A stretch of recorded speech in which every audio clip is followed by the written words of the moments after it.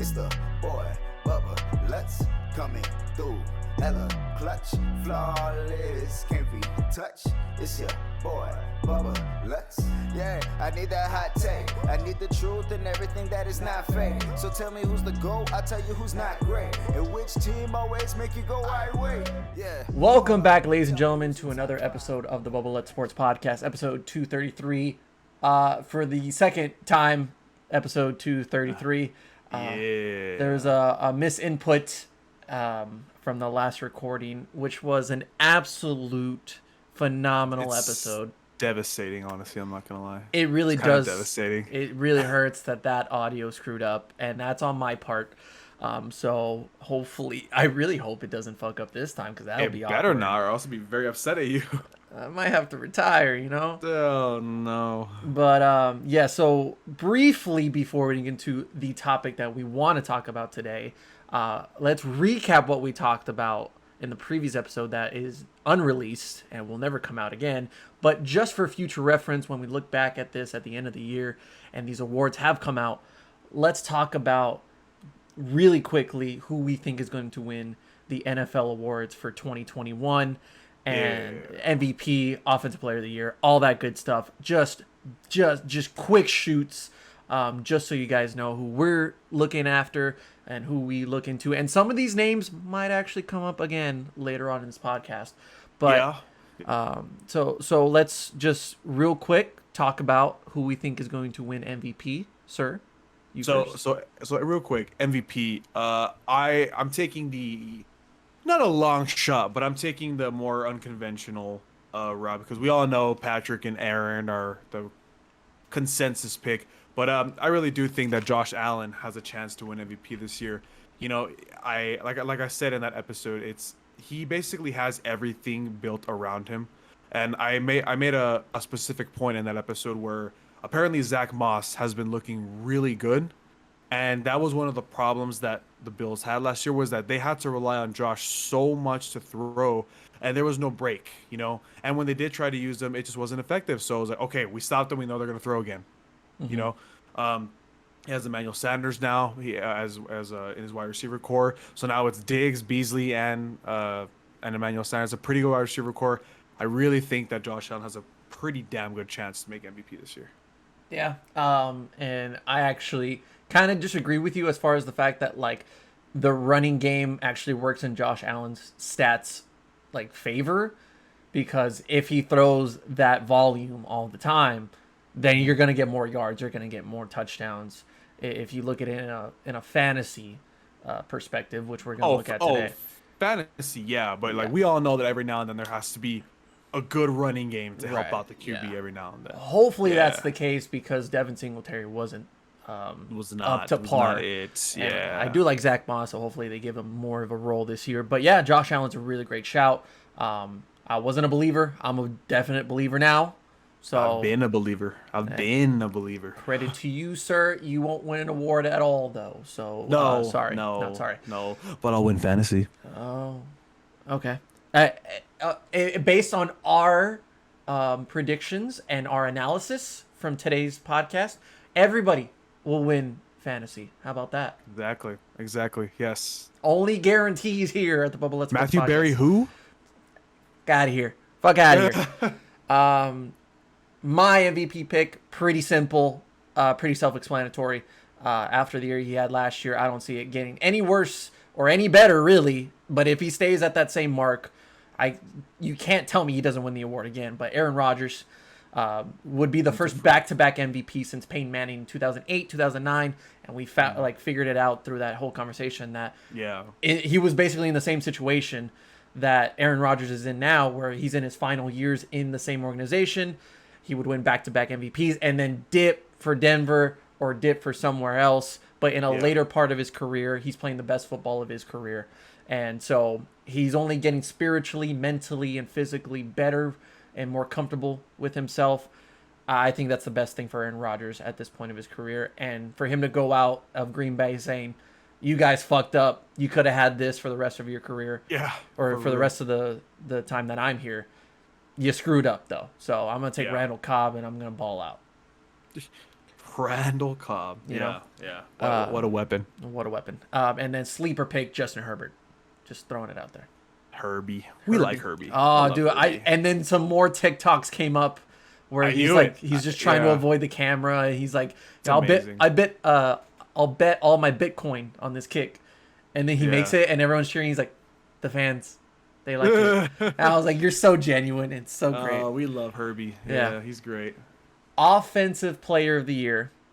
Oh, that's right. I went with the sleeper. I went with a dark horse here. That's right. You did actually. Yeah, you did. I'm going Jonathan Taylor, running back for the Colts. I think he takes the number one role. He ended on a 6-game hot streak last year, including a 253-yard game against Jacksonville. Insane numbers at the end. And he's proving that he's not gassed out from working 4 years at Wisconsin. So I'm all on the bandwagon for Jonathan Taylor. Hard runner, physical runner. And I know it's going to be crowded back there, but I think he takes the number one role. Right, I remember that. We'll have to see because that running back room is really good. So we'll see what moves they make.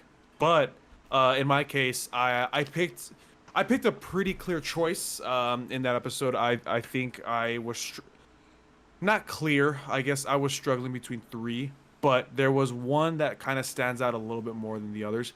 I picked Alvin Kamara just because, I really briefly in the episode I mentioned that, just basically Alvin Kamara is the Saints offense now. Like literally everything will be going through him. We all know that Michael Thomas might not even be in New Orleans by halfway through the season. We all know that the wide receiver core is not really that good. Traquan Smith hasn't really stepped up as they thought he would. They don't have a tight end anymore. Jared Cook is gone, if you can even consider that a tight end. So Never had one. Now it's even lacking. Jameis Winston is in his first year again as a starting quarterback in a new system, everything. 30 for 30, man. 30 for 30. 30 for 30. He got LASIK eye surgery, so maybe he's a new quarterback. We never know. But I just think that they're just gonna use him so much, and he's literally going to carry the Saints.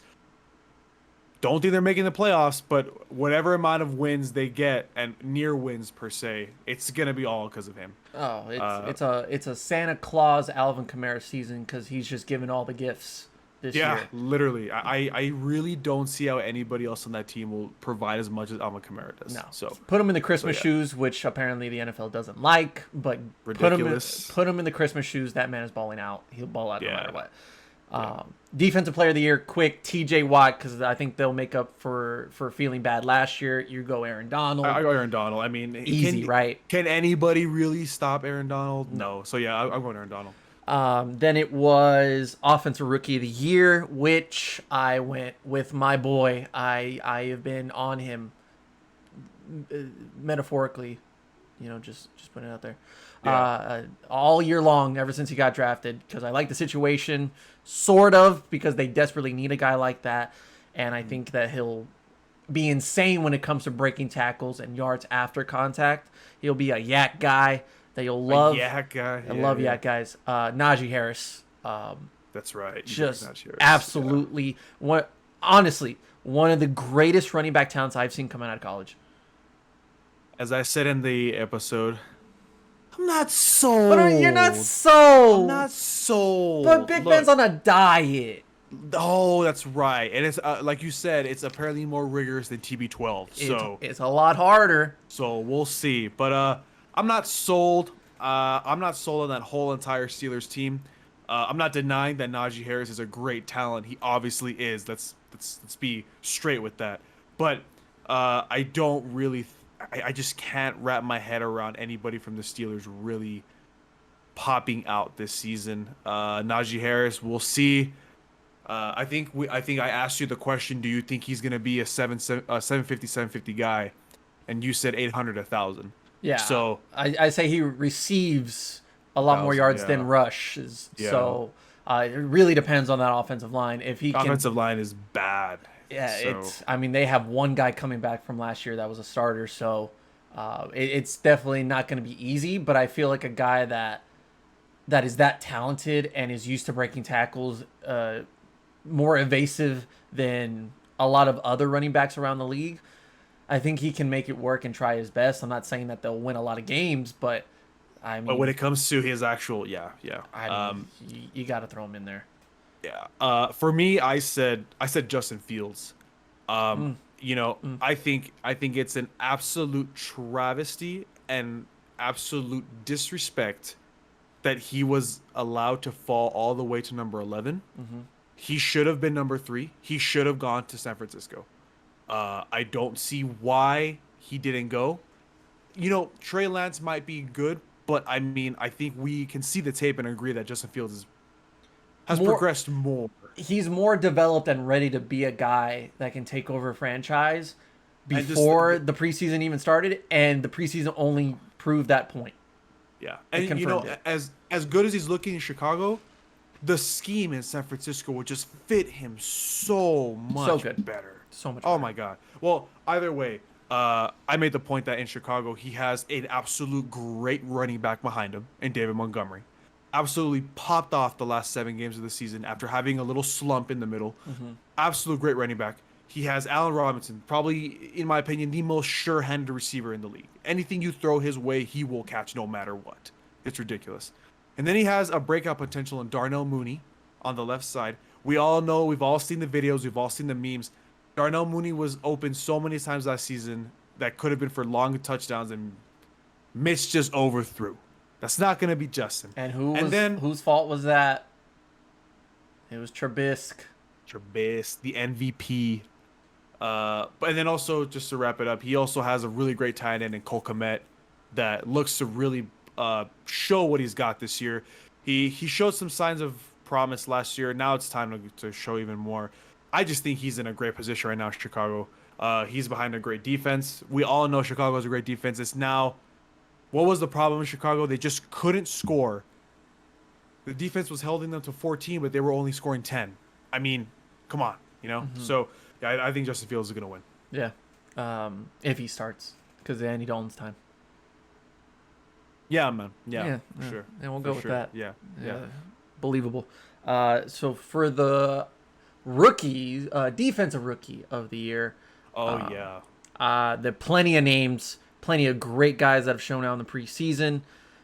We named a bunch of them, like Patrick Surtain, J.C. Horn, Micah Parsons, Caleb Farley. You can throw them in there, but I won't. Greg Newsome. Trevor Morrig, or Trevon Morrig.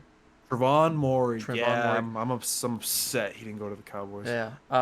And my pick, who you're gonna know this name. You may not pronounce it all the time and get it right all the time, but JOK, Jeremiah Owusu-Koramoah from the Cleveland Browns, is going to show out with plenty of talent around him in a very deep and stacked defense in Cleveland.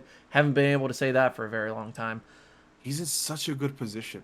It literally suits him so perfect. Yeah. That the amount of pressures and blitzes that are going to come from Cleveland this year, it's going to be scary, and I think it comes from a lot of the talent that this Jeremiah kid has out of Notre Dame. He is a freak of nature, an absolute menace when it comes to going to the quarterback.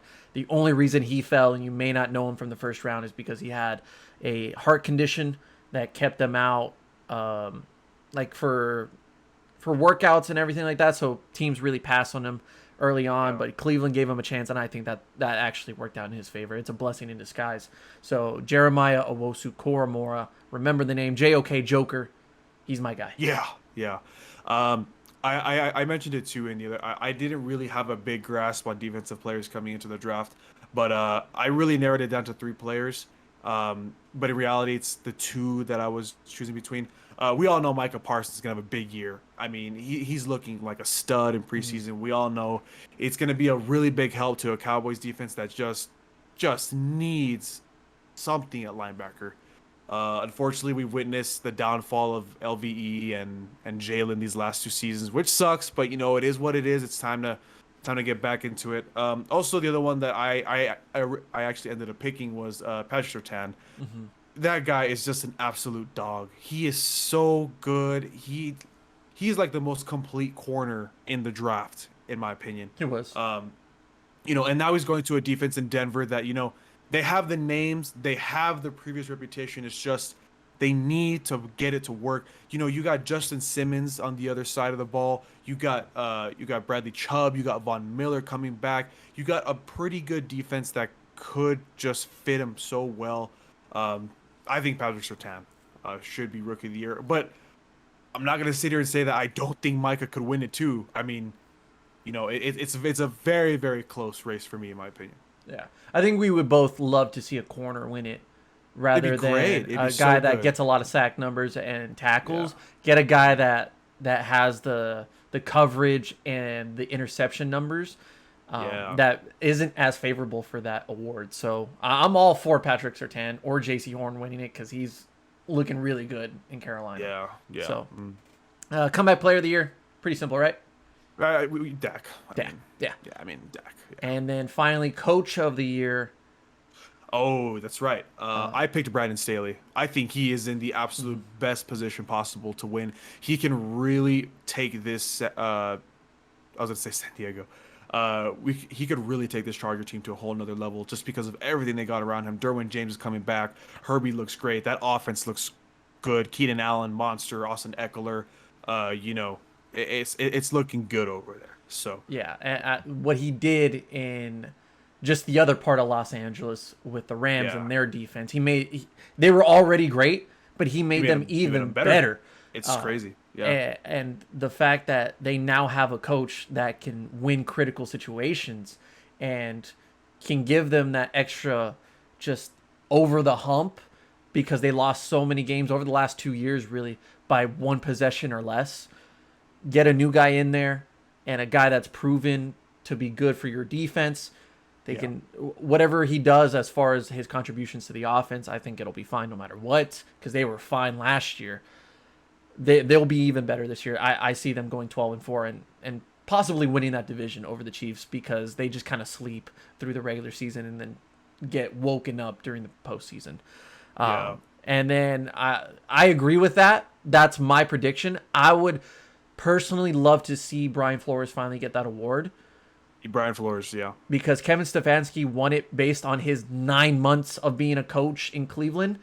I think you should give the award to Brian Flores for the 3 years that he's done in Miami. Brian Flores has completely changed around the Dolphins.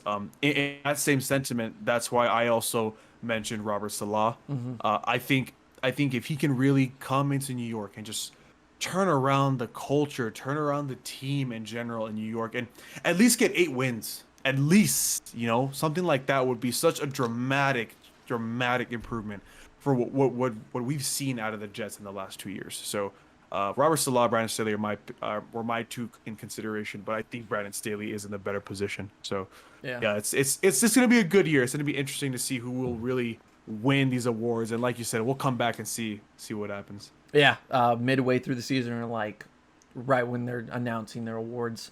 We did it last year, so I think it's a great thing that we do this every year. But for today's topic, I know we went a little bit slower than we assumed, but we're just going to talk about fantasy football booms and bust. If you already done your drafts like I have, then these are the names that you can look into maybe to trade, maybe if they're still available. And then if you haven't done your draft like this guy over here, he's got it on Sunday. I got mine on Sunday, so wish me luck, everybody, please. You take all the names that we say and draft them because we know everything. We, the fact that we don't have contracts at like ESPN, fantasy footballers. Shout out, by the way, love you guys. We don't have a fantasy contract yet. It's a disrespectful thing, but it is what it is. It's in the works, I won't say it's never possible, but it's on the side. Hey, we do our own thing here. Yeah. Man. Maybe I'll go, maybe I won't. Oh. Who knows? Intel. I don't want to get all Hollywood on everybody. Okay. Speaking of Hollywood, you see that Michael Irvin is now the other host on First Take. Is that so? So it's gonna be Michael Irvin and Stephen A. Smith screaming at each other for a whole hour.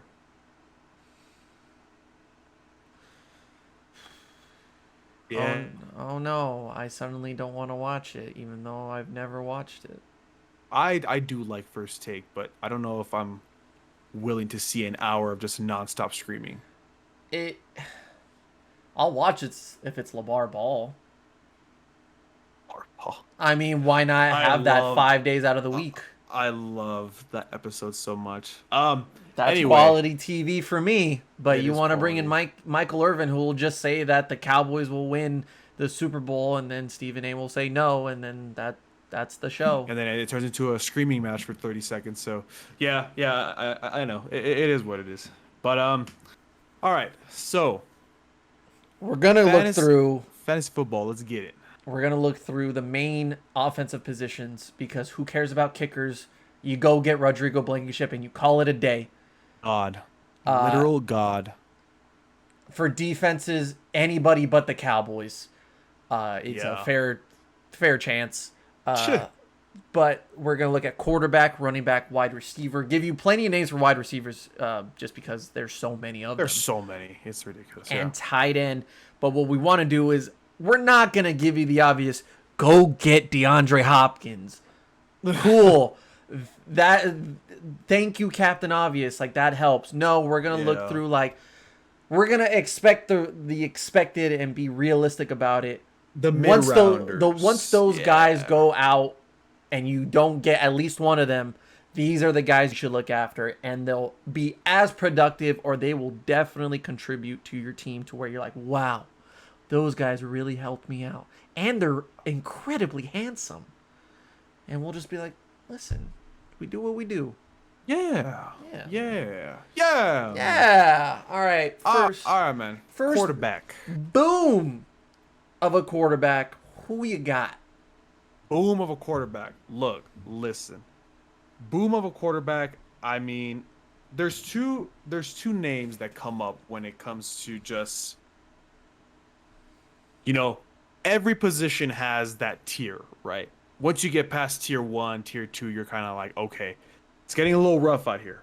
But maybe you're doing a strategy where you're going, maybe you're like first overall, second overall, or you're going ninth or 10th overall, right? In a league, or 11 or 12, whatever you got.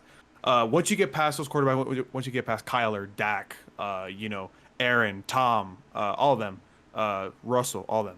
Once you get past that tier list, you're kind of in a pool where it's like, okay, you have your receivers, you have your running backs already. Now you need to pick that quarterback that's going to be okay because of the position you're at.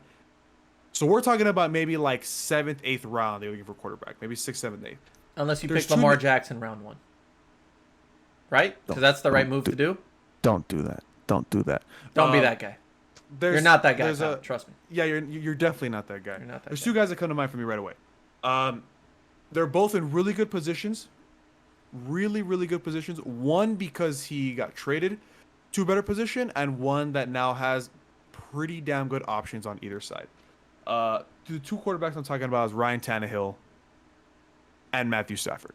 Mm-hmm. Look, Matthew Stafford, he was always known to put up numbers in Detroit, right? Was he always, a QB1, a QB2, or maybe even a QB3? No, because of the position he was in Detroit. Now he's with Los Angeles. And I think we can both agree here that is an enormous upgrade to what he had in Detroit. Look, you got Cooper Kupp, you got Robert Woods, stud. You got Deshaun Jackson for one game, hopefully more, but you know the joke. You know the running You'll joke. get 200 yards out of him in one game, and then he's out for the rest of the year.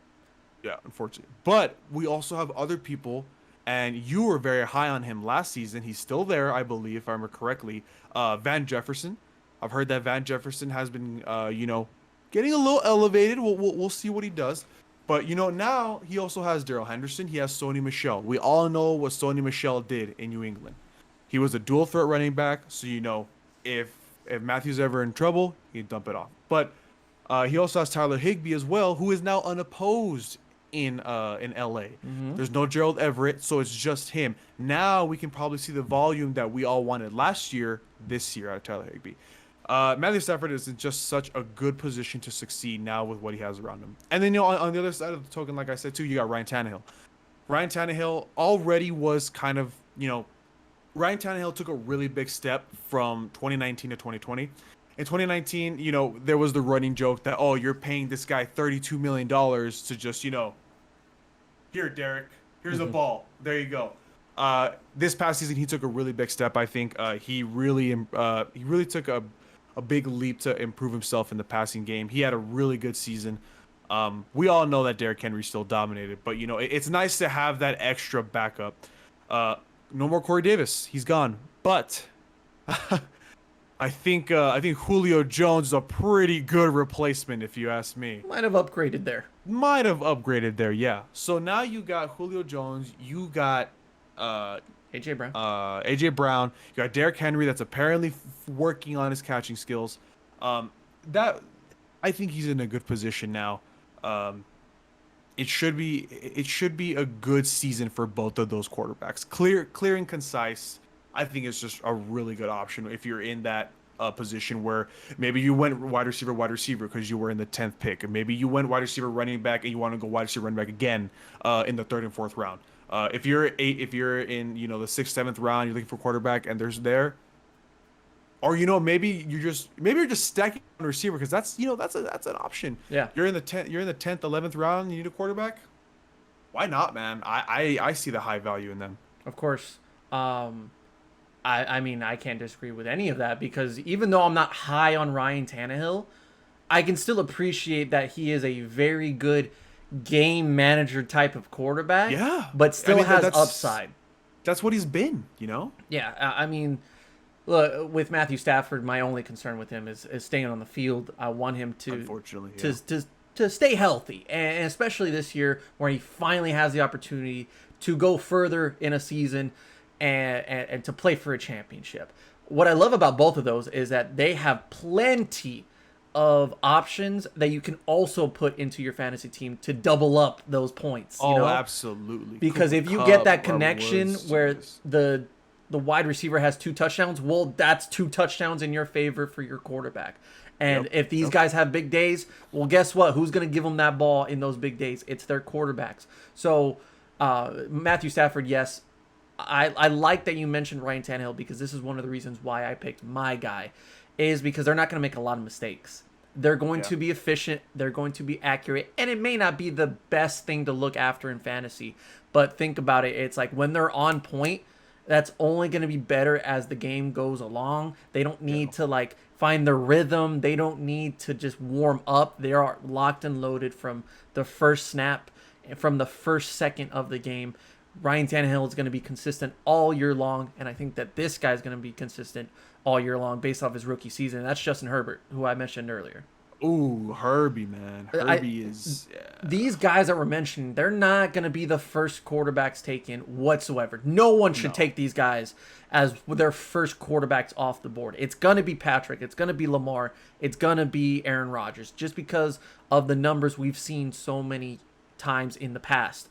So these guys are going to fall, and no one's going to really think about it because by then they'll already have their quarterback. They're going to look for the big names, but look for these guys that may not be talked about enough. Matthew Stafford may be talked about enough, and at the end of the year we'll probably mention him, but Ryan Tannehill and Justin Herbert for me just don't get mentioned in a fantasy perspective. But I think Justin is very accurate, very efficient. He's going to give you solid numbers. He won't go off for 500 yards a game, but I don't think that you need that in fantasy if you have the weapons around him, and we'll talk about more of those weapons later. But if you're throwing 250 for 3, I mean, that's an instant 25 plus. It's 25 to 30 points for your quarterback is great for me. It's what you want. I don't want a guy that's going to give me 35 one week and then 18 the next. Matt Ryan. Exactly. There's going to be some times throughout the year where you're going to have those days where they're just off. And you're looking at situations like this, is that the Titans offense is going to be good no matter what. No matter how bad their defense is, their offense puts up numbers. And at the end of the day, it's all you need. It doesn't matter what the other side of the ball does. Exactly. You want a shootout. Like, you want those high-scoring games. Yeah. The Rams are going to put up big numbers. Big boy numbers. If he put up big numbers in Detroit, which was a miracle every time he did it, then it's going to happen in Los Angeles with Sean McVay, the genius that he is. The Chargers, even though they didn't have the record to show it last year, they stayed in games. They put up good numbers. Competitive. Herbert broke so many records last year in his rookie season that he's only going to get better. He's becoming such a great guy in the locker room that everybody loves, and I feel like that's going to show on the field. Yeah. So maybe we'll see. The only real concern I have with Justin is like maybe the numbers for his rushing won't be as high as people would like.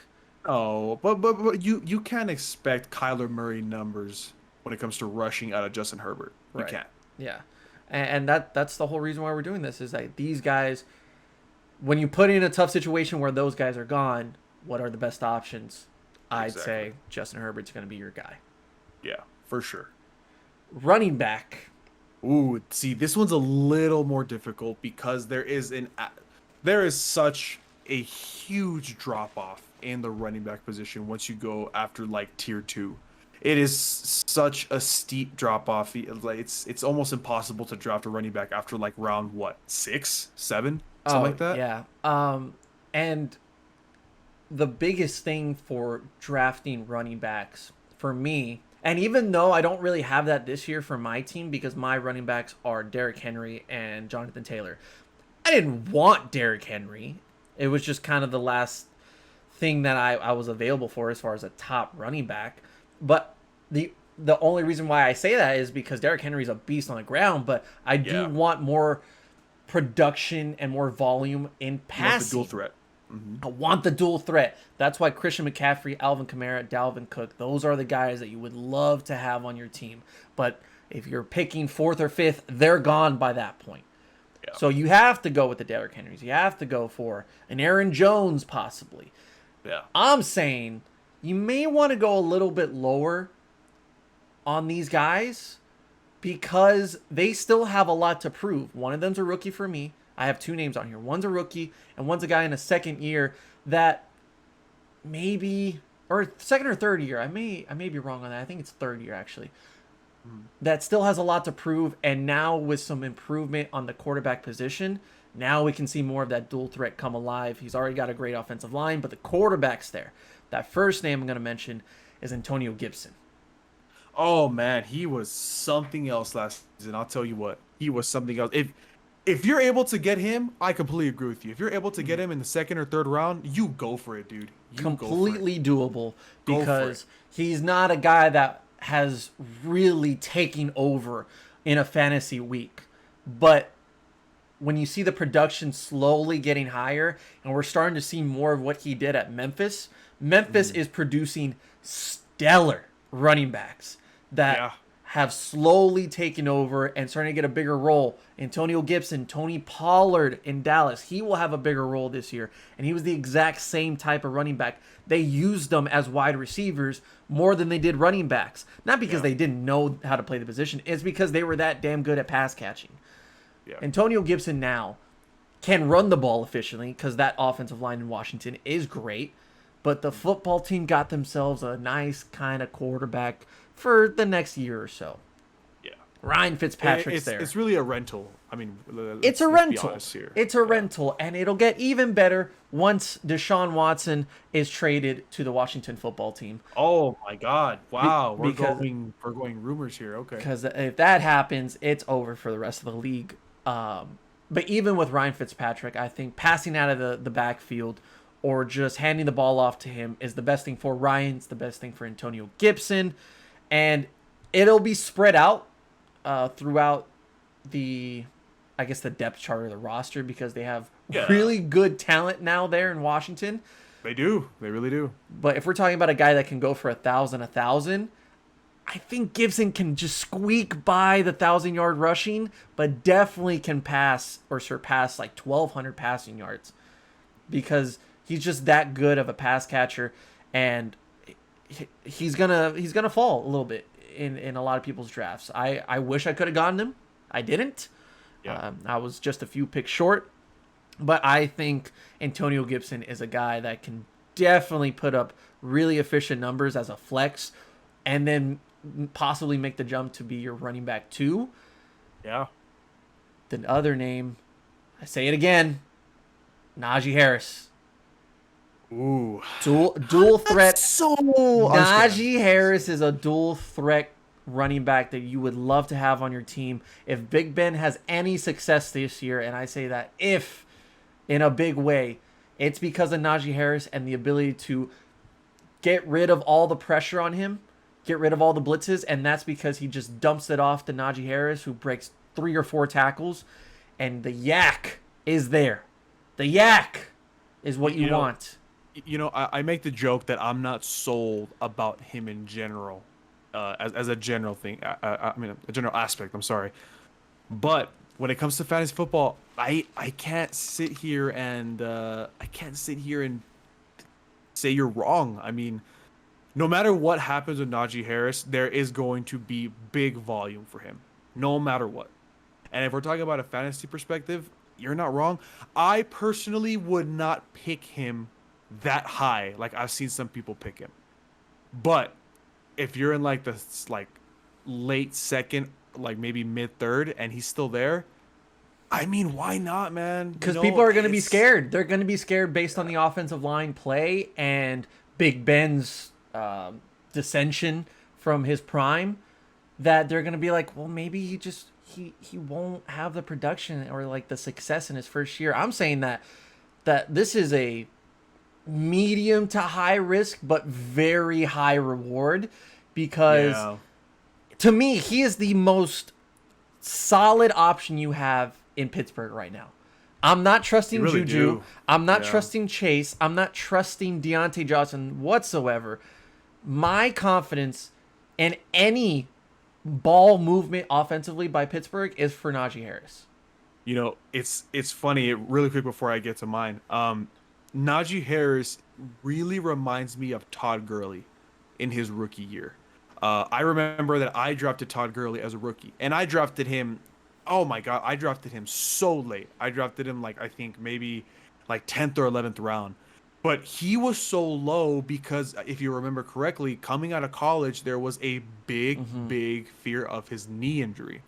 Unfortunately, that is what's led him to be, where he's at right now. I mean, it really sucks. We saw Todd Gurley dominate the NFL for literally 4 seasons.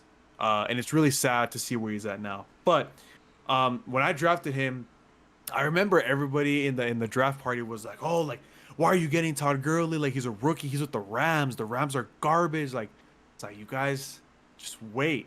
Just wait. I know something is gonna happen, because I felt exactly the way how you feel about Najee, where we all knew that in St. Louis at the time when Todd Gurley, there was nobody there. Nobody was there as a solid option. And sure enough, his rookie year, he broke out. And I ended up almost winning the league because of that. So I get you. I mean, as a general aspect, like I said, I can't fully be sold yet. But on fantasy, you're not wrong. You're not wrong. So, yeah, I mean, okay, so the way I picked my criteria for running backs, I have 4 names, but I'm doing real quick because I picked them in criteria. I picked 2 tier 2 running backs that I think just really, really deserve a chance.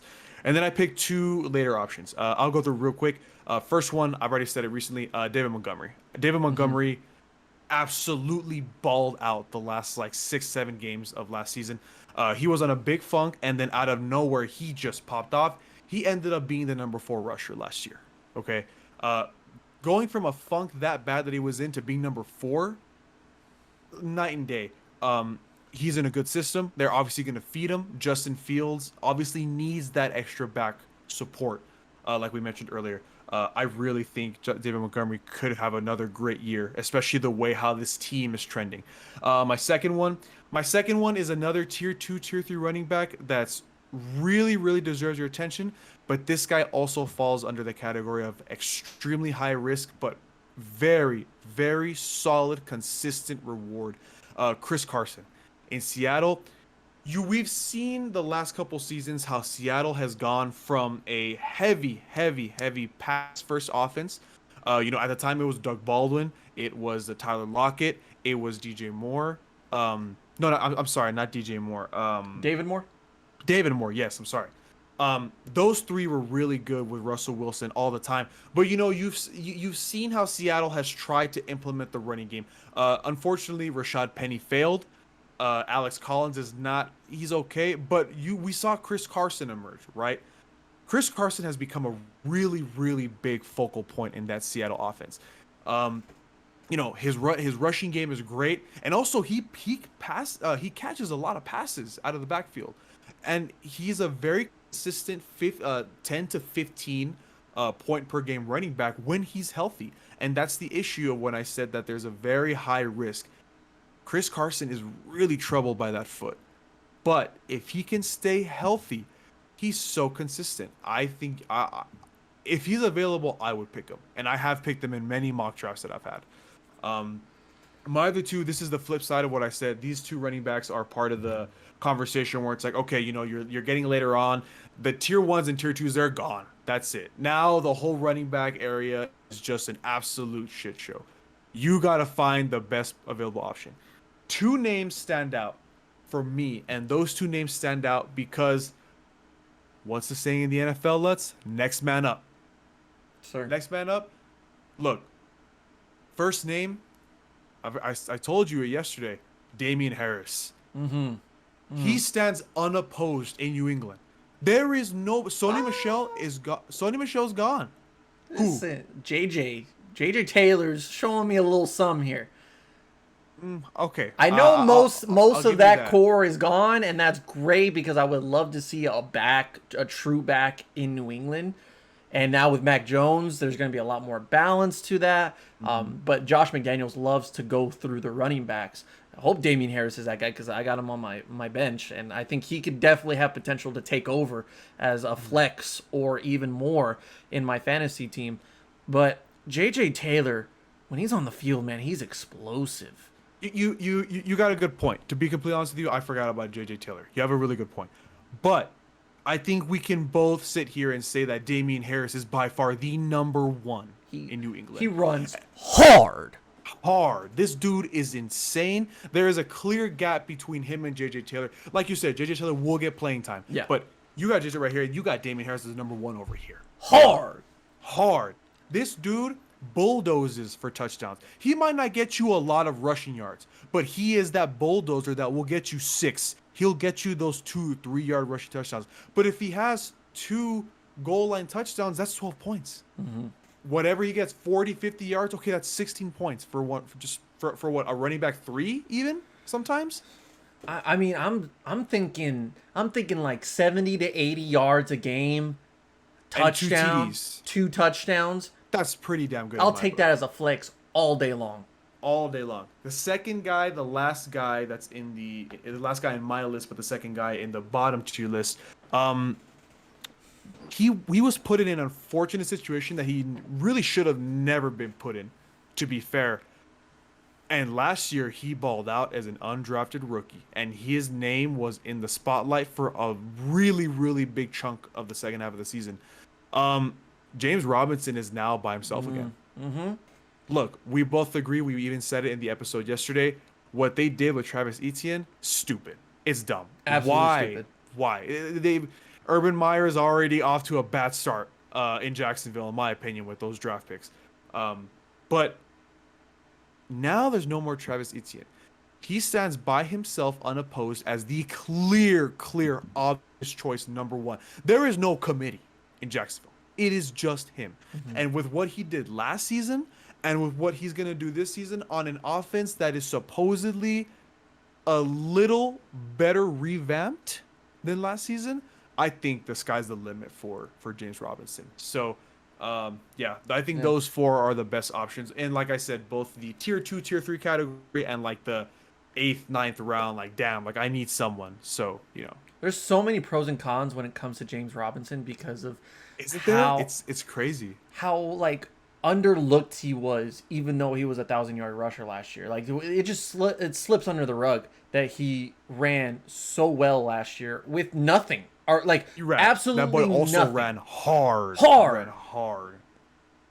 It works out better for him, and like prayers to Travis Etienne, because that injury is so tough, and he wasn't even in the league for like 2 months before he got injured. But it's like, well, this is exactly what I wanted for James, was like he gets his shot again, because now he has to prove again under a new coaching staff, and the system. It's not going to be fluke, and I don't think it's going to be a fluke. The system actually works in favor of him even better now because of the read option with Trevor Lawrence. Like they're going to run a very collegiate, very Clemson, Ohio State system to where Trevor Lawrence can run the ball or he can just hand it off, and that was going to be Travis Etienne. Well, now it's James Robinson. Like they both can play that role very well. But what if halfway through the season Urban Meyer's like, I don't want to do this anymore. This is hard. I'm going to leave, and then a new coaching staff comes in. And then you have to learn a whole new system, a whole new offense. There's always the unfortunate variable in Jacksonville, because there's been a lot of reports coming out that players don't like Urban Meyer's coaching style. Yeah. So we'll see what happens. I mean, if James Robinson is a guy that you get in the 6th to 8th round, and you have your running backs, but you're like, I'll take a shot on him, and he's just on your bench. Why not? Why not, right? Because either you've got your running backs because of all the names we've named, right? They're going to be awesome.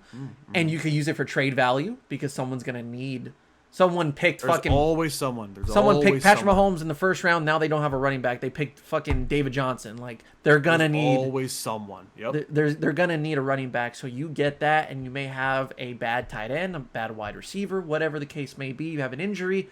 Now you have trade value just because you took a chance. It may not work out in the favor of you getting the points, but you get the players later on because you're gonna make changes throughout the year. Exactly. You're gonna make the changes. You know, like the fantasy footballers always say, you don't win your league off of the draft, but it certainly helps later down the line. Exactly. So yeah. I'll take a chance on James Robinson, but not as my starting running back. Oh no, right no. now. He is a solid running back 3-4 option. Yeah. Wide receiver, we got a lot of names here. So I think we should do the same thing and just go through these really quick. Perfect. Because we got a lot. Yeah, we got a lot. You go first. Okay. So similar to what I did for the running backs, I have another double tier system. I got 2 wide receivers that you can get early. I got 2 wide receivers you can get late. First one, I think we can all be pretty straightforward here. I think as a solid wide receiver 2, and even depending on your strategy, like I said, maybe you went double running back, maybe you went wide receiver tight end, maybe you went double wide receiver, but you got the early picks. CeeDee Lamb should be on your radar. He should. He is the radar. He is the radar. I mean, look, there is probably not a more borderline receiver than CeeDee Lamb this year when it comes to fantasy, because he's obviously not Stephon Diggs, Tyreek Hill, Devonta Adams yet, but the value that he has, the possibility, is wide receiver 1 status. Before Dak went down, CD was the primary target in Dallas. Believe it or not, we all know Amari's wide receiver number 1. We all know. It wasn't even close. But it wasn't close when Dak was still up. Dak was always throwing to CD. So what I mean by borderline, you're picking him as a wide receiver number 2, but you could really have 2 wide receiver number 1s depending on how you did your strategy. Right. So I think CD by far should be on your radar. He has such tremendous upside. It's ridiculous. And one thing before you say that, I think you brought up a very good point there, is just like the possibility. We haven't even seen the best of CeeDee Lamb. Because we had Andy Dalton the whole year. We had 4 weeks of a sample size, and it was the greatest steak I've ever had in my life. I want more steak, and I know what to expect once that steak comes to my table.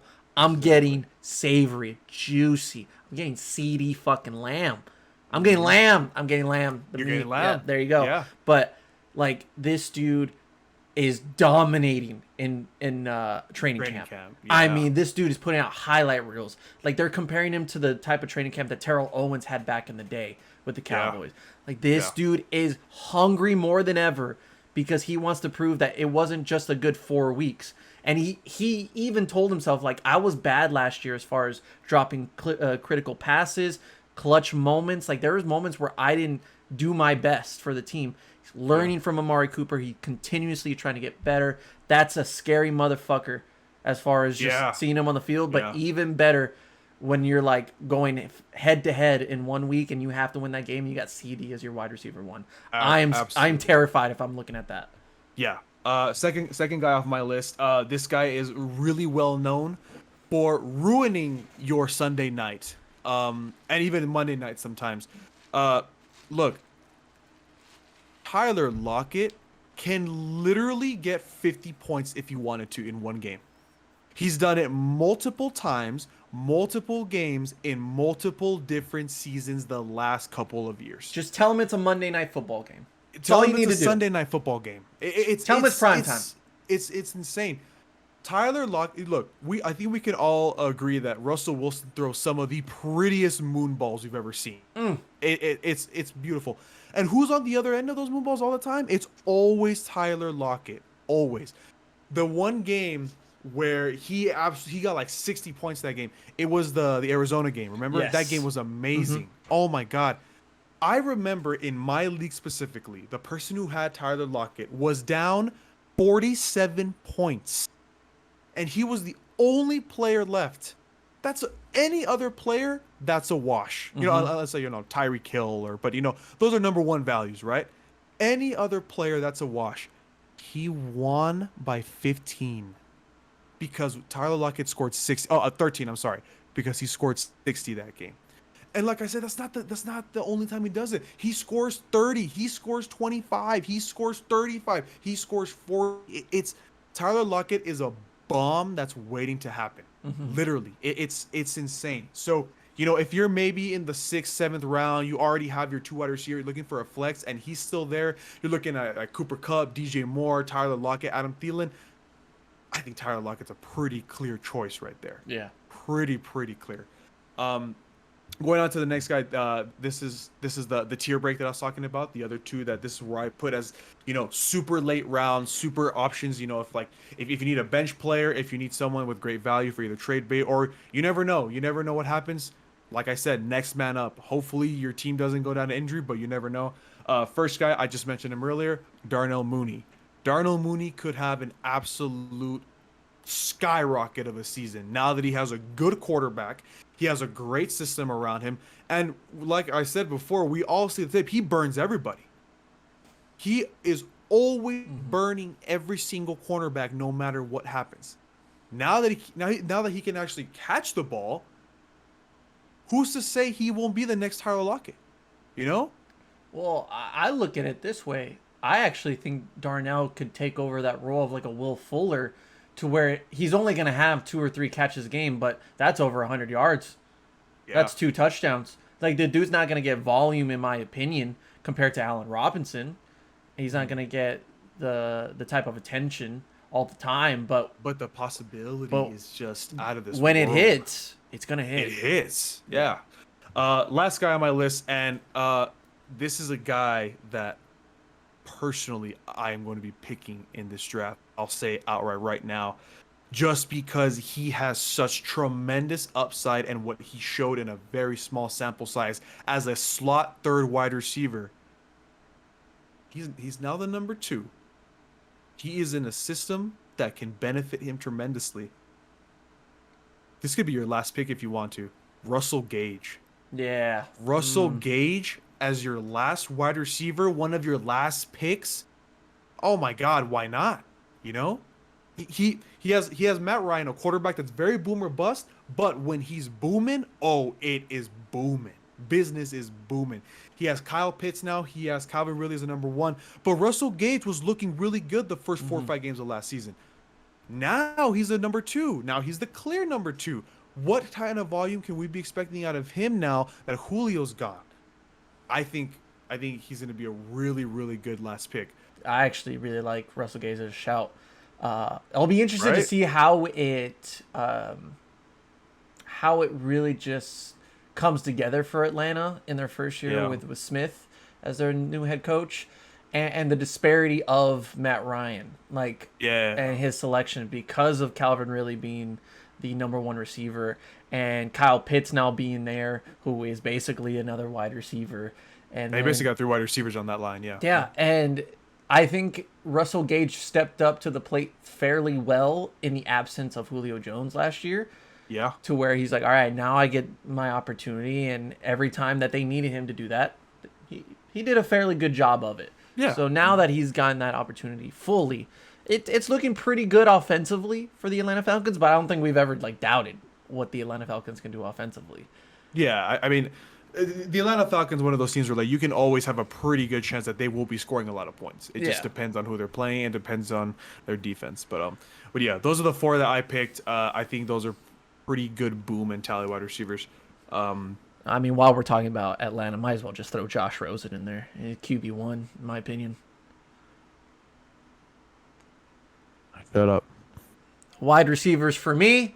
So, listen, you were talking about Matthew Stafford earlier. I think it's clear that we talk about at least one of those weapons in Los Angeles. Yeah. And for me, if I had to choose one receiver that I think will really do well, I like Cooper Kupp. I love that boy. I feel like we'll get a lot more production out of Robert Woods. Robert Woods is a pretty big staple over there right now.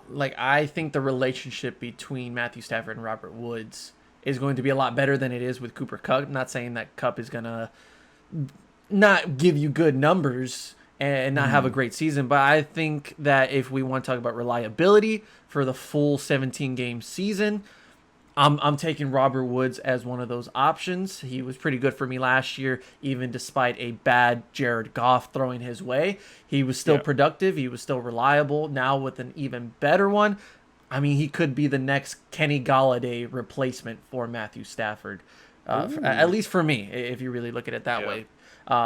I'm looking at this Carolina Panthers wide receiver room, and I'm saying you can go a different side here, and you can make an argument each way. DJ Moore, who's kind of like an Antonio Gibson, because they did use him in the backfield last year. They kind of wanted to get him rolling as a running back, but of course he's going to be the main wide receiver in his position, or his talents, I should say. But now we have the relationship back between Sam Darnold and Robbie Anderson. And Robbie Anderson looked good in the preseason. I'll tell you what, he looked good. Robbie Anderson was that was the only good thing about the Jets. We, with Adam Gase, the only positive we could really take out of it, and of Sam Darnold's early career, despite it being a failure, is that connection. I mean, Cowboys fans know that better than anybody. But Jesus Christ. if they just find that rhythm early on, I'm not saying Robbie Anderson can be your number one receiver, may not be your number two receiver, and it's a push to say that he can be your flex at this moment. I would still pick DJ Moore because of the different things he can do in this offense. But why not think of Robbie Anderson as a possible Corey Davis replacement? As a guy that's look, I'm going to go into it saying that he's not going to give me 100 yards every single game, and he's not going to give me over 200 yards in some games, 2 touchdowns, whatever. But when he hits and he finds that streak of those few games where that connection is polished, Robbie Anderson can be dangerous even with a questionable quarterback in a lot of people's eyes. So Carolina, for me, definitely not just Christian McCaffrey. I think offensively with Matt Rule and Joe Brady, they're going to be nice to watch this year, even though they may not put up the wins. They're going to put up some really good numbers. Yeah. Some 2 names that you can get really, really late in this draft, depending on who you're playing with. Maybe not the diehard fantasy players and the, I guess, the really dedicated fantasy footballers, because this guy may not be out there in the 6th to later rounds. Tyler Boyd is nothing but pure productivity. Yeah, Tyler, that Cincinnati team is going to be pretty fun to watch when it comes to the passing game, as long as Joe Burrow stays healthy. But Tyler Boyd's looking pretty good. Yeah. Like, think of all the obstacles that Tyler Boyd has gone through the years of bad quarterback play, bad offensive line play, and we saw it last year that he had Joe Burrow for the first few weeks and great numbers no matter what. After that, no good quarterback play, no good offensive line play. This guy still gets 7 to 8 targets a game and possibly 7 to 8 receptions a game. And a lot of those end up in over 100 yards. We'll see what happens. Obviously, Joe Burrow's health is going to be a main contributor to this. I'm not hearing really great things about Jamar Chase. T. Higgins in his second year off a great rookie year despite bad quarterback play will be interesting to see, and I think that's where a lot of people will go. I was easy to pass on Jamar Chase because I just didn't know. I didn't get a good feel for what he can do productivity-wise during the regular season. I like T. Higgins as a possible option in your fantasy team. I like T. Higgins too. Yep, for sure. I just think Tyler Boyd, who has been the number 2 to number 3 guy in years past, still put up really good numbers and was still a reliable guy in an offense. So now that he's used to that and the attention will go to Jamar Chase, the attention will go to T. Higgins, Tyler Boyd could still be an underrated guy in fantasy if you're not playing in a very hard league to play in. Like if there's a few guys that just don't take it seriously, easily Tyler Boyd can be in there. So I got him very late in my draft, and I was really surprised, so I immediately took him. And the last guy that I'll take a chance on, because last year I had him and he didn't give me the production or didn't meet expectations, and I feel like he's worked a lot in his game this season or this off season, and I'm ready for him to take over as wide receiver 1 in Denver. Jerry Jeudy. Jerry Jeudy he is poised and he has everything around him to have a breakout year. Yeah. There's plenty of weapons there. Teddy Bridgewater is a accurate, no-nonsense type of guy when it comes to taking chances. If you want a guy that's going to be open because of his route running, I think Jerry Jeudy can be that guy. So a lot of volume going his way. I think for me, all of these guys are just volume. So you'll get plenty of chances for big plays. The drop problem last year, I don't think it's a major. Let's hope it's fixed. I hope it's fixed. Obviously, you want a guy like that is very talented at route running and catching to get rid of that problem. I don't think it's a Deontay Johnson type problem to where he's gonna lead the league in drops. He's worked on his game. He doesn't have the pressure anymore of being the rookie.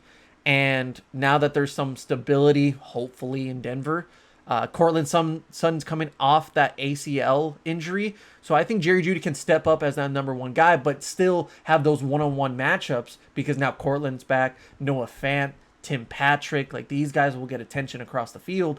And Javonte Williams, Melvin Gordon in the backfield. It'll even out the playing field for all these matchups, but I think Jerry Jeudy will have the favorable matchup out of anybody. And, like, he's one of the best route runners in the NFL. Like, you've seen the highlights. For sure. This guy can get open. As long as he can catch the ball, he'll be fine. I think Teddy will put it in a right spot. But good volume for Jerry Jeudy. So take a chance on him late in this draft because he's going to be there. No one's going to willingly take that chance early on to be in their starting lineup. But as a bench player, Jerry Judy's going to be a good upside guy. Yeah. Yeah, I feel like you're right. I went along the route of, for sure, steadily, consistently receivers, and while that also have a really great upside, you went with consistent volume. Mm-hmm. They're gonna get the volume. It just depends if they're gonna capitalize on it or not. I agree. All right, so I'll say my tight ends real quick. I mean, tight ends are tight ends. There's not a lot to talk about when it comes to tight ends. We all know how the tight end position is going in fantasy this year. If you're not getting Kittle, Waller, or Kelsey, it's just a position. It's just a position. So we're talking about tight ends. I said it before when it came to Mark Andrews. Mark Andrews is a really good option as a tight end. He could be your tight end. But here's the thing about Mark Andrews. He is basically known as the number one target in Baltimore. When Lamar's going to throw back, he's going to look for Mark Andrews because, look, let's be real. Hollywood Brown has not lived up to what he was supposed to be. Unfortunately, Rashad Bateman, who had a lot of great poise and great expectations coming into the season, he's hurt. He might not come back for the first 7-8 weeks, which sucks. So right now in fantasy, Mark Andrews is rough because he's gonna get double teamed. He's gonna get, he's gonna be covered. So how do you fix this problem? So there's 3 names that come up right away for me when it comes to tight end. I'll go through them. I'll go through all of them really briefly. First one could be considered a very top second tier tight end, TJ Hawkinson. Here's the thing about TJ Hawkinson. TJ Hawkinson has been by far one of the most consistent tight ends in the league. He was and still is in that horrid Detroit scheme. If he can do that in Detroit, and with a quarterback like Jared Goff that, look, we all know Jared Goff is a new system. He's going to want to look for that comfort, right? Right now, the only comfort you have in Detroit is TJ Hawkinson. Quintus Cephas is unproven. And then I believe who's the other wide receiver that they got? I forgot who they got. Perriman? No, he got released. I don't know if you saw that. I thought he got picked up. Oh, no, he went to the Bears. Released. He went to the Bears. Yeah. So I don't know, and I don't care. If anything, that proves my point. So TJ Hawkinson is going to be getting the most volume. Is he going to be, maybe double team covered? Yeah, he will, but like we talked about, volume. TJ Hawkinson is a top tier tight end. That's another one. Mike Gesicki. Mike Gesicki is a bad boy. He is a bad man. That boy is huge. He is so tall. The plays that he did over there in Miami. Look, we all know that Miami is getting a little stacked when it comes to position players. They have Jalen Waddle, they have Devontae Parker, they have Will Fuller when he comes back. We get it, but right now, Mike Gesicki is also a very, very big safety blanket for Tua. Tua is still in that position where he's trying to get his game up. He's trying to progress to the next level. What's a young quarterback's favorite target? Their tight end. Their safety blanket. Yeah. So, and it just so happens that safety blanket is huge. I can make one-handers like nobody's business. Yeah. So, I think Mike Gesicki is a good choice if you're in the later rounds. My last one, and personally my tight end that I had last year in one of my leagues, Robert Tonyan. Robert Tonyan ended up becoming one of Aaron Rodgers' favorite targets last year. And like you mentioned when you were talking about the MVP, I don't think a lot's going to change in Green Bay. It's the same players, it's the same offense, the same offensive scheme. The only difference is that the line is a little bit, you can make an argument that, Aaron Rodgers might have a little less time in the pocket this year. But what did I just say about tight ends? They're safety blankets. And Robert Tonyan can be a safety blanket that goes far. You know how many touchdowns he caught that was over 20, 30 yards? So those are the 3 that stand out in my mind as a big boom opportunity for when it comes to tight end. Yeah. Tanyan's just a touchdown machine. He's a touchdown machine. I think he ended up ranking like top 3 in tight end touchdowns. I think it was like Kittle. I'm sorry, not Kittle. It was Kelsey Waller, and then it was like Tonyan as well. Mm-hmm. He was among the league leaders. Yeah, I think he got like half of those against Atlanta that one night. So. Oh, that game was so good for me. Oh, yeah, I know. I got Mike Gesicki on there as well. Definitely a safety blanket. I think Tua will improve, and he'll find comfort in Gesicki in those tough, 3rd and 4, 3rd and 5, but definitely has the catch radius to go even further than that and get some high volume there. I mentioned the Rams earlier, so I'm going to throw Tyler Higbee on there. Tyler Higbee's a good choice, too. And you brought up the very good point of, Gerald Everett's no longer there. He's unopposed. Yeah, he's the number 1 guy, and now he has an even better guy throwing to him. And it just so happens that guy loved to throw to TJ Hawkinson, another tight end, while he was there. It makes all the sense in the world. And there's one guy that I loved his play at the end of the year, and I feel like this is exactly what Washington wanted in a tight end with Jordan Reed. Yeah. But Logan Thomas, who he really stepped up at the end. Yeah. really stepped up at the end and had a really good last month of the season. This dude is big. This dude, and I'm pretty sure played basketball at some point. Probably. And transferred over to football. So that always gets me. I love guys that play basketball and then move over to like tight end, because they're going to be super athletic, but with their size and strength and their ability, like it transfers over very well for most occasions. And Logan Thomas is one of those, but he's a guy that they wanted in Jordan Reed without the injuries and the concussions. So I think you take a shot on Logan Thomas, because he had a really good end of the season with terrible play, and now with some reliability. Again, he's another target to where if Terry's not getting the ball, Gibson's not getting the ball, he will get the ball. Yeah, for sure. All right, so real quick, we're gonna do busts now, and the bust shouldn't take the long because they're busts for a reason. You know, it's pretty obvious why these guys will not have a great year. I'll make some statements about some of them, because I'll say like maybe one or two will make you like think about it and question why, but they're the other ones where you're like, that makes all the sense in the world. One of the main reasons why some of these guys are on this list is because it's a committee, and it's not going to go their way on a very full basis and volume basis. But let's start off with quarterback. There's only really one name that stood out to me as far as like, I'm going to pass on the guy a lot. And I'm not going to go for an older quarterback. I'm not going for a Matt Ryan, Big Ben, Kirk Cousins. I'm just not doing that. Those guys, they're replaceable. They're bench quarterbacks. If you need them for 1 week, go right ahead. But I'm looking at a guy that is a starter that's not at the Aaron Rodgers, Patrick Mahomes level, because you may not be able to get those guys.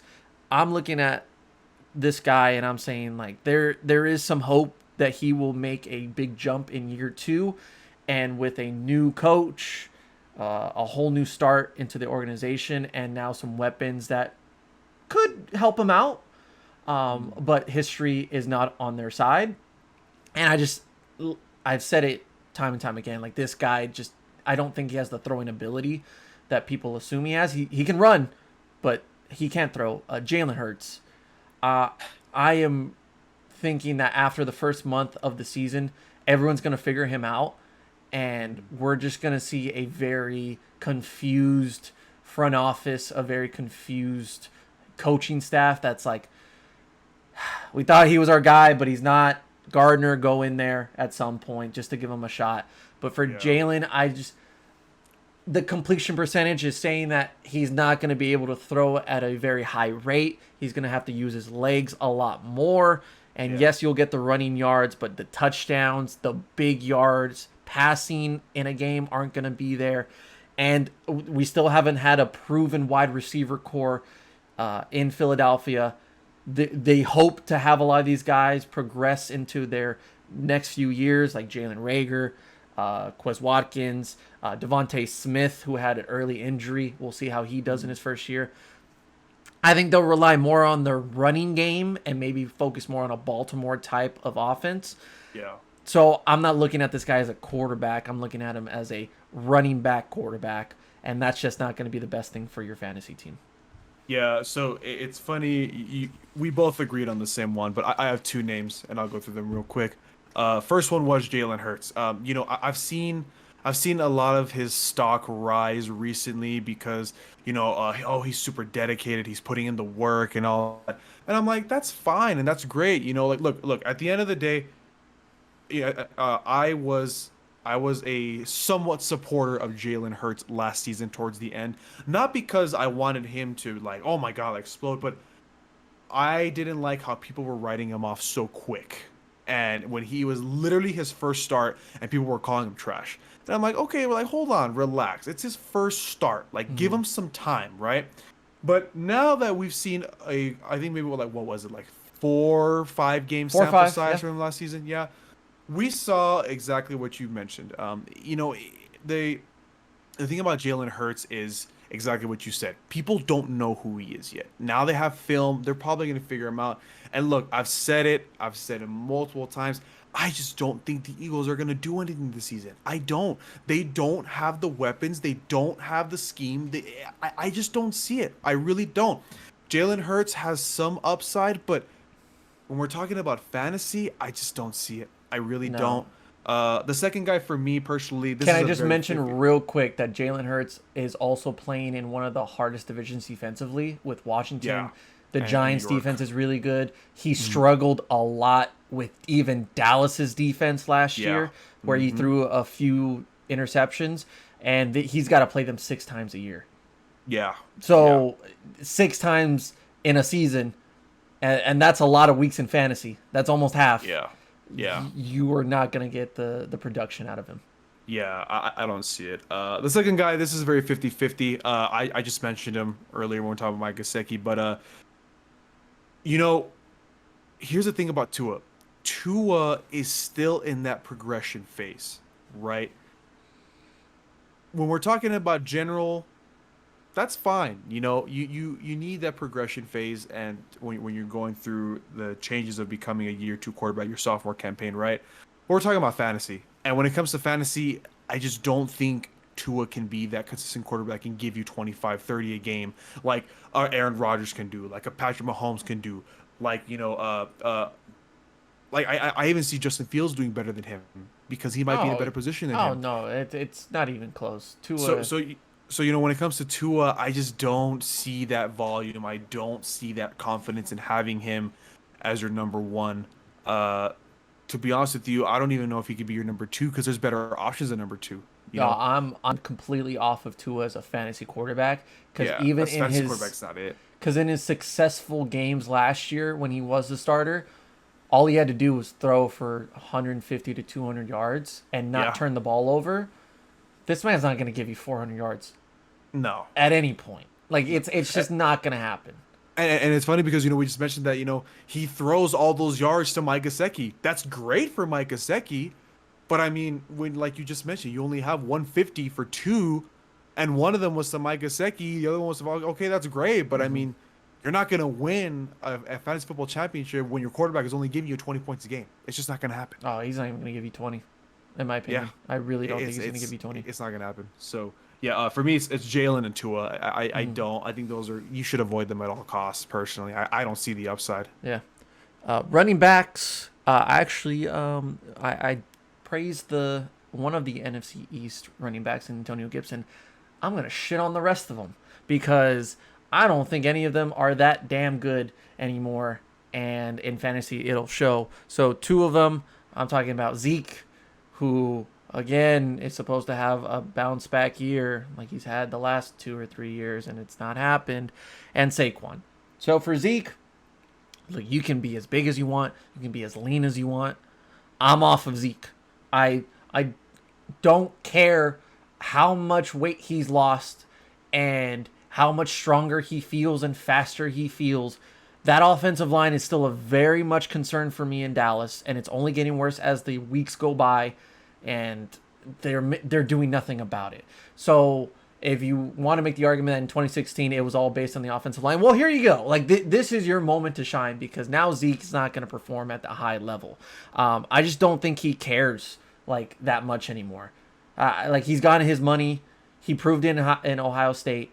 He's done really great for himself, but the hard hitting, the leaping Ezekiel Elliott is not going to be there anymore. And I think Tony Pollard is a much harder runner, a much more passionate runner that is the better option for your team, and they're going to be going back and forth as far as who takes over the most yards or the most touches per game. Like I think Tony Pollard will have a big impact on this backfield more than Zeke will. And I mean, 800 yards for Zeke, cool. I mean, that's great, but I would avoid him. I really would. Some guy took him 3rd overall in my fantasy league, and I was like, "You're an idiot." No, not 3rd overall. Like that. No, not. I'm thinking 3rd round, 4th round. Okay, not No, third I'm round. off. I'm off. No, I'm off of him. I know. We talked about this before. I completely disagree with you on this point, but Listen, I know. just you're because off, he though. shows his abs doesn't mean that like he's suddenly good now. Like remember when he got super lean coming out of like Cabo, and then he came back after the suspension. Everyone's like, "Wow, the old Zeke's back. They're gonna give him 30 touches per game," and then he did absolutely nothing. Like remember that? But you also have to remember that there plays a big look. All I'm gonna say about the situation is this. I completely agree with you that last season Zeke was not it. Even the year before, he was not the prime Zeke that we knew the first and second year. I completely agree with you. It was very apparent that Zeke just didn't. There was something mentally blocking him last season. I completely agree with you, but you also have to remember that it is literally from poof. Statistically, numbers don't lie. When Dak is in there, Zeke does tremendously better, and vice versa. So look, I'm not saying Zeke is gonna be #1 running back of this. No, I'm not. But you're completely off him. That's your opinion. I don't agree. I think that Zeke is gonna have not like a oh my god MVP season, but I think he's gonna get maybe close to 1,000 at least and give you a good fantasy value. Would I pick up third overall like that guy did? No, absolutely not. He's a good like 7, 8 overall pick, something like that, but not 3. 7, 8? Hell no. You just said third round. That's not third round. You said third round. But Zeke is not going third round. I know he's not going third round, but that's why I'm saying don't draft him at all. I disagree. Get off of him. Draft Tony Pollard instead. If anything, I agree with you more on Saquon Barkley because it's not even about his talent, it's just his health, unfortunately. That poor guy. Well, it's going to take a few weeks before he even gets back into the rhythm of things. Yeah. And right now, they're still taking really it sad. Slow, which is not good because the week starts in, I don't know, about a week. Yeah. So, yeah.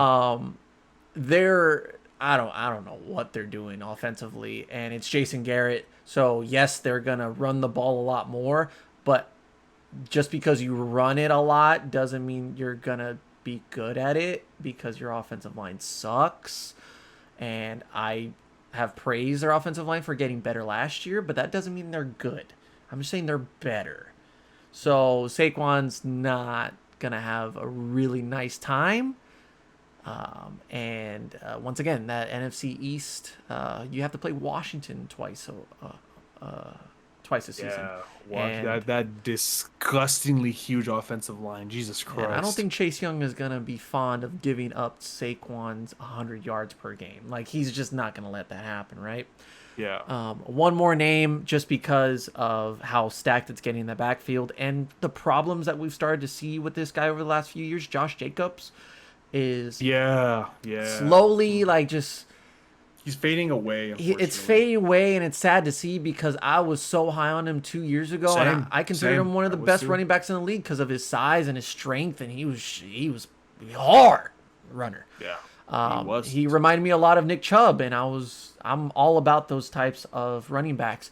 But I don't know what the Raiders are doing. They traded away their offensive line for Kenyon Drake. Right now. So now that the running back room is a little fuller, this is not going to help Josh Jacobs, who's been dealing with some off the field issues as well. So maybe his role gets decreased, and the Raiders are going to be terrible. So don't go for Josh Jacobs. Yeah, it's really sad to see what's happening with Josh Jacobs. I remember his rookie year, he exploded. He was such a great option. Last year was a little bit more of a down year, but he was still pretty consistent as a Raiders running back. But yeah, this season it just does not look good. Well, then you got arrested for a DUI, and then yeah. So it's not looking good. My 2 running backs really quick. 2 names real quick. I'm gonna say them. Look, I just said it before this draft. Joe Mixon is not coming anywhere near my team. Absolutely not. With Joe Mixon, you have the huge, overwhelming elephant in the room. That offensive line is hot garbage. You think that they would address it in the draft, and they just didn't. I don't know. Well, they did. in the second But round. is it good enough? But that doesn't getting one guy doesn't mean that you solved your issues. Exactly. Like that's the problem. And Zach Taylor's a terrible fucking coach. A terrible coach. I don't know what he's doing. It speaks volumes when you have the logic of, oh, my franchise quarterback went down last season. Jesus Christ. Because of an injury, right? How can we solve this issue? Let's get another target for him to throw to, because that makes perfect sense. Look, Joe Mixon might give you volume as a pass catcher, maybe, but at the end of the day, it's just not worth it. In that same regard with getting another target, you now have 3 possible targets in Cincinnati that Joe Burrow can throw to. And on paper, as of right now, it looks decent. It looks like a pretty good, bunch of targets that Joe Burrow. Joe Mixon is not gonna be that guy to get like Christian McCaffrey level, So I don't see it. I just don't see it. The second guy for me, Miles Sanders. Miles Sanders, like 3 years ago, was a pretty good option as a running back. But now with the way the Eagles are running as their offensive line, when it comes to Miles Sanders, if he doesn't have a big run, you're not going to get anything. You're just not. The volume isn't there. The Eagles are just a mess right now. And Miles Sanders is the definition of big play potential. But that's it. That's all he has. He doesn't have that consistent, 5 yards per carry, 4 yards per carry. He doesn't have that. You're just waiting on that one big boom. And if you're going to waste a draft pick at where he's going right now, I think like his ADP is like maybe like 9th round, 8th round, something like that. It's not worth. You can get someone else. So I just don't see Miles Sanders or Joe Mixon being great value for any team personally.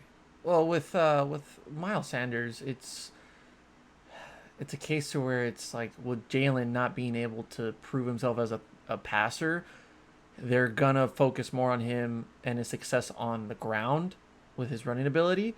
And in theory, that should help Miles Sanders because that'll get him more touches. But the offensive line isn't there anymore. Yeah, the offensive line is not great as it once was. A lot of them are coming back from injury from last year, and they haven't worked well together that long. But when defenses are going to focus on you running the football, it's not a case to where you can just evade everyone. You don't have that talent. Miles Sanders is not going to be that type of guy to break that many tackles. So he's not that guy, pal. Not that guy. Trust me. Yeah. Not that guy. So yeah, I agree. Wide receivers. Would you like I to go got 3. first? I got 3. I have, in theory, 3 as well. I like the way you said that. So then me and you might be on the same page. This one kind of hurts my soul because I used to love picking him in earlier years. But, this past season, the clear number 1 has emerged in Minnesota. Adam Thielen, I'm not confident on him anymore. With Adam Thielen, he used to be a touchdown machine, right? That guy would catch everything. But you also have to remember that when Adam Thielen was in that prime, per se, right? I don't understand why, but to me, I'll say it this way. Stephon Diggs and Adam Thielen were a great wide receiver duo, right? Mm-hmm. But don't you think it's odd how in Minnesota, Stephon Diggs was not the number 1? It was Adam Thielen. Right. Even though I think we can make the argument that Stephon Diggs is far superior than Adam Thielen. He went to Buffalo. Look what happened. Stephon Diggs absolutely had a career year. Popped off. Clearly the more talented and better receiver. So now you thought, okay, looks like Adam Thielen's about to come in. Nope. Because they drafted the best possible replacement for Stephon Diggs. And now, same situation happened. Now Justin Jefferson is obviously the clear number 1. If you want a wide receiver, maybe like a bench player, I guess. But we're talking about players that can actually help you out in your starting. There's better options. There's just better options than Adam Thielen. When you think about Adam Thielen, you think of Cooper Kupp. Cooper Kupp's a better option. Robert Woods is a better option. You think about Tyler Lockett is a better option. DJ Moore is a better option because he has more volume coming his way. It's just not. It's not the same Adam Thielen that we've seen in previous years, and I think his volume and he's just gonna have a regression. The other two, and I'm going to combine them into one because it's the topic of conversation all over the wide receiver fantasy world, I guess. The Steelers wide receiver core is a shit show. It really is. It's an absolute shit show. Besides the fact that you don't know exactly who is going to be the one out of the three to pop off, we mentioned it earlier that maybe Claypool is going to be that guy, the most likely to pop off. But even then, for me, the two guys, it's Deontay Johnson and Juju. Look, Deontay Johnson has a horrific dropping problem. It is so bad. If he fixed it in the offseason, fine. Prove me wrong. It is what it is. But even last year, where was the volume? I don't get where all this hype is coming out of Deontay Johnson. Deontay Johnson also, if you don't remember, he had a very bad injury problem. He always came out of every single game, and it looked like he almost like I think he missed like 3 games because he got injured in the middle of the game. I don't see the hype in Deontay Johnson. I really don't. I don't know why he's ranked so high. I just don't see it. The other one too is Juju. Look, Juju Smith-Schuster, his first season he popped off. This second season he regressed. And now when he has this competition of, possibly Deontay, and like we said, more than likely Claypool, I just don't see it. I really don't see it. I think you should completely stay away from Steelers wide receivers, in my opinion. Follow their TikTok. That's all I gotta say. I mean, it'll provide some really good content. It'll probably be better numbers than their fantasy numbers. Yeah, go look at Claypool's recent TikTok where he was down astronomically. Yeah. That's the wide receiver you want. I'm seeing Juju doing the crate challenge better than he plays on the field. Just saying, a week before the season starts, he's doing the fucking crate challenge. Point made. Corvette. If we're talking about a group of receivers, let's go a little down south. Let's go to Tampa. Because it may not be for the same reasons, but the way that the Steelers room is bad is the complete opposite in Tampa because they're all so good. Stacked. Yeah. That you don't know which one is going to be great one week. Like 1 week, Mike Evans, if he doesn't play the New Orleans Saints, and he's going to have to go against Lattimore, then maybe he does well. Antonio Brown will give you like 1 or 2 games that he's like, oh, that's the old Antonio Brown. And then he'll have 1 reception the next week. Chris Godwin, for me, just doesn't... I just don't want the commitment to Chris Godwin. Yeah. Because of the disparity around that team. It's the same thing for the backfield with their running backs. Same thing with their tight ends. Like, even Gronk's a bad shout because O.J. Howard's still there. And they O.J. Howard's back. Yep. Like, that's right.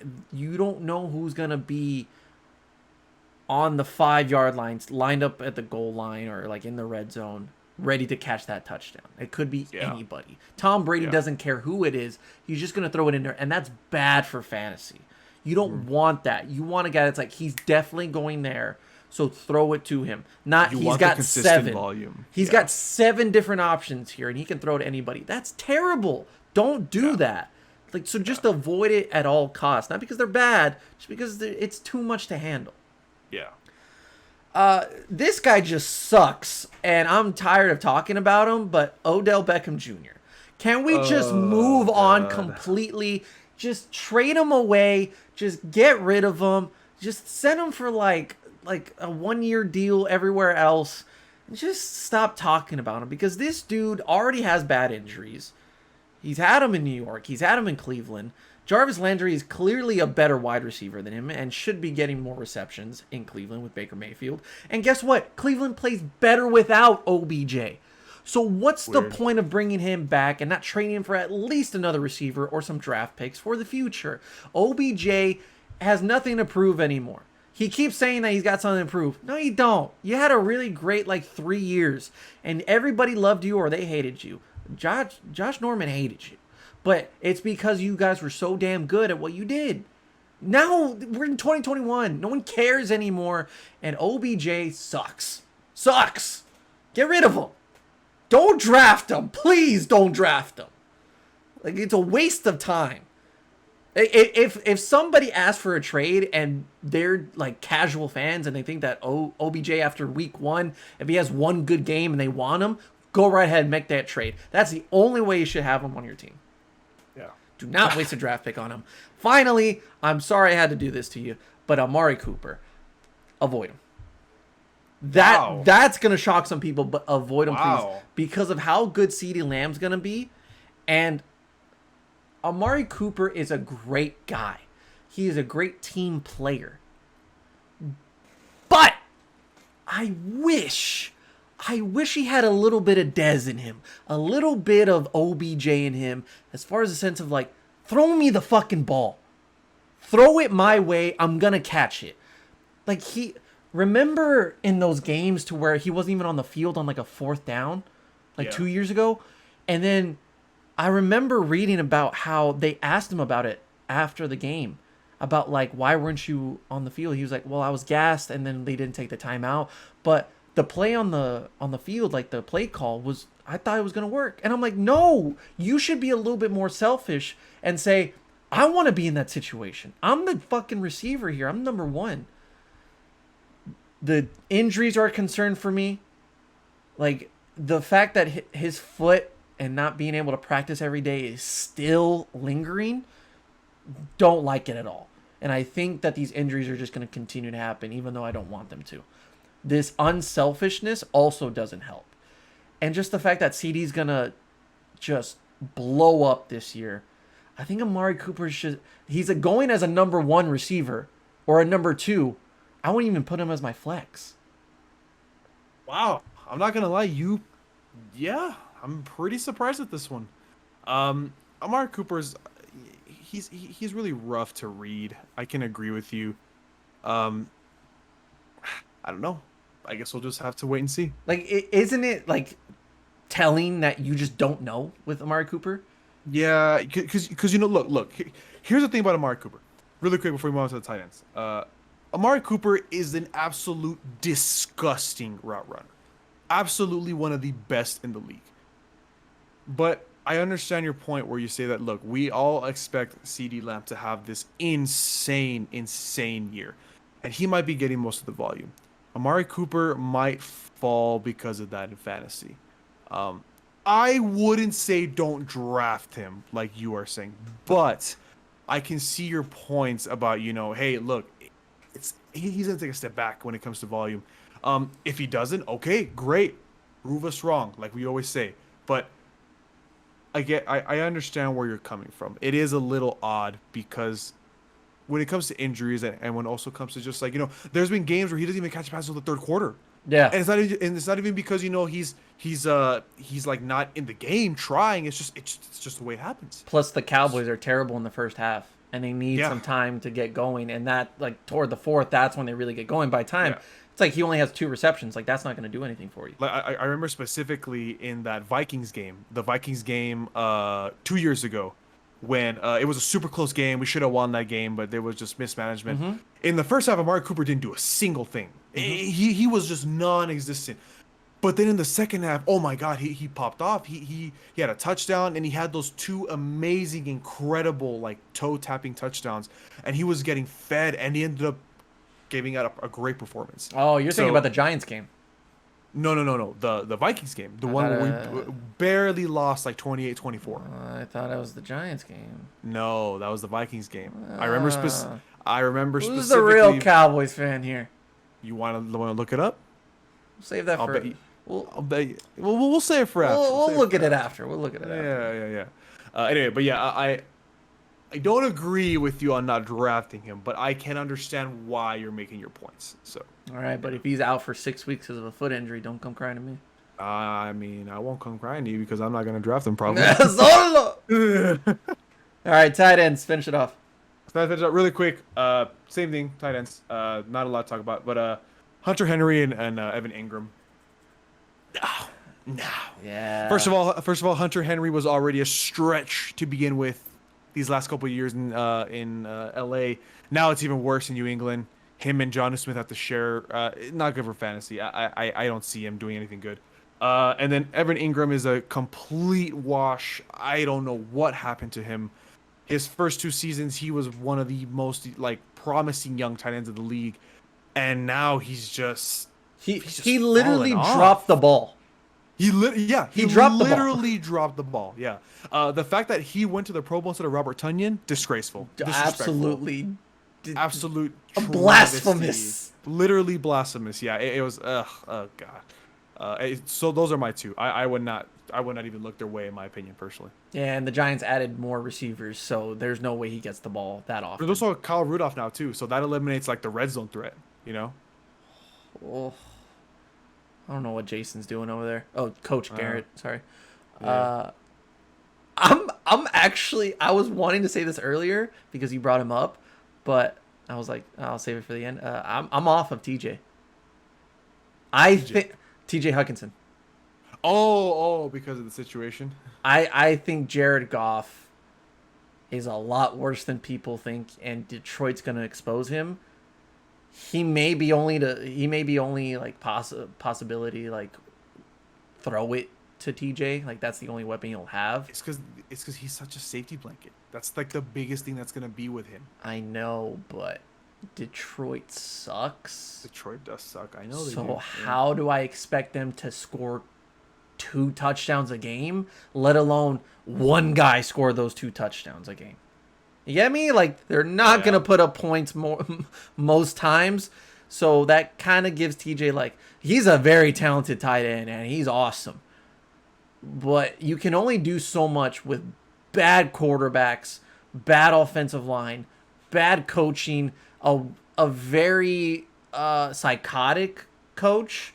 He's very odd, isn't he? Very out there, odd. And I don't know what that means. They're gonna probably blow some kneecaps off some players, and I don't. It's like the longest yard. You're just throwing prisoners out there and seeing play football. That. Yeah. I'm scared of what Detroit's gonna put on film. And lastly, the Philadelphia Eagles tight ends, because Goddard and Ertz. Zach Ertz is, after having a rough offseason talking about trades, he is committed to stay in Philadelphia, and I think that's the worst thing for him. I think he'll benefit by leaving. His career's going to die out, unfortunately, as it already is. Yeah, and then Dallas Goedert is the more promising guy, but now with Zach Ertz now having to split those snaps, it doesn't help out either guy, really. It helps out Jalen more than anything, but like we said, we're off of Jalen, we're off of Miles Sanders. We should just avoid this Eagles offense altogether. Oh, yeah. Cowboys fans talking shit about the Eagles. But, it makes sense. I like Dallas Goedert. I thought the Cowboys should have gotten him. We should have gotten him, but they were one pick away. They stole him. One pick away from having Dallas in Dallas. That would have been awesome. Zach Ertz has killed the Cowboys over the last few years, and I think he's a phenomenal tight end. But it would have been better if these guys were split apart in different teams. And you're going to have to split. And if you're going to run the ball a lot like this team is, you're not going to get the pass catches. So. Yep. Yeah. All right. Boom or bust. Boom or bust. Boom or bust. Thank you so much, guys, for listening. This audio is going to sound a lot better than the other one. Yes, it will. Even though you never got to hear it, just trust me, it sounded terrible. So we finally put out another podcast, and next week is going to be a lot of fun. If doozy. It all goes to plan. The week of the NFL starts. We start off with the Cowboys versus Bucks, so we get the bad out of the way already. We'll preview that. We'll preview the first week of matchups, and we'll talk about what happened during the preseason, what really stood out to us, if we have time for that. But keep track of the channel. We're going to definitely put out a lot of content over the next few weeks and for the next few months. We got to that point already. So thank you guys so much for listening and watching. And we'll see you next time on the Bubba Lutz Sports Podcast. Yeah, hold on. Tell me who's your top 5 quarterbacks right now, dead or alive, huh? And how much do you care about a ring if the best player got carried by the team? Now, would you lose if it been a better draft pick? And do you cuss when your team get their ass kicked? Now,